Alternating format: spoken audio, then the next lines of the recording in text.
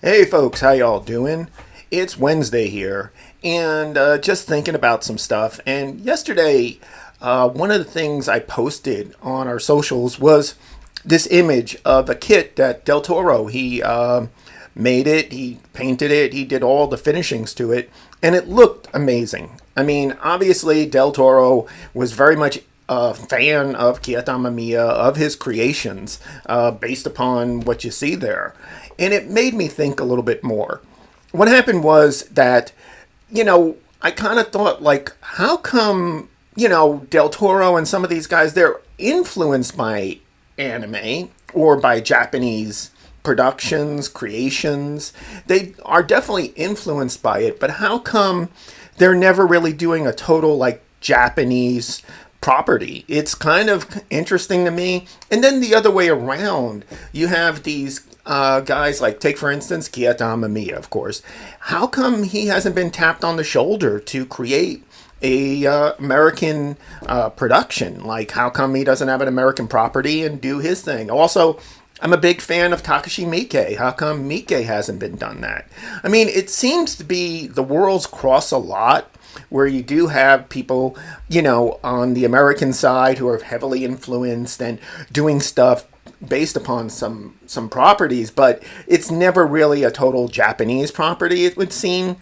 Sometimes, of course, you may have, one property here, one property there, but how come not more? And then the other thing too is when you have this great Japanese creators, why aren't they being asked to take some American stuff and give their own twist to it? I thought, so that was one of the things that came to me. Then later on during the day, I was reading this article from Netflix, the VP, I believe, of I think creativeness or creative director there, Mr. Sakamoto, and he said that they were complaining, or there was a lot of stuff going on, that a lot of their anime original productions were not doing well.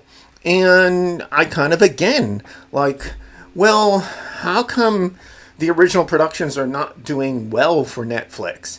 And it came to me that I remember at a con, there was a person there who had a booth next to us, and he was saying, well, the Japanese companies or the Japanese productions, they keep the really good stuff for the Japanese publishers that way. It's then the other part of it too is that, a lot of the Japanese creators don't want to work maybe with a Netflix or don't want to do that kind of stuff. They rather work with the Japanese publishers.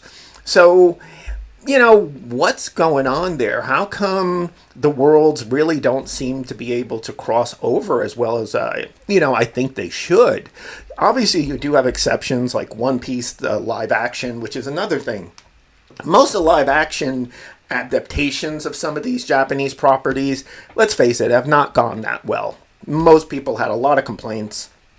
But One Piece seemed to break the mold, and it did very well on Netflix, and people seem to love the live action.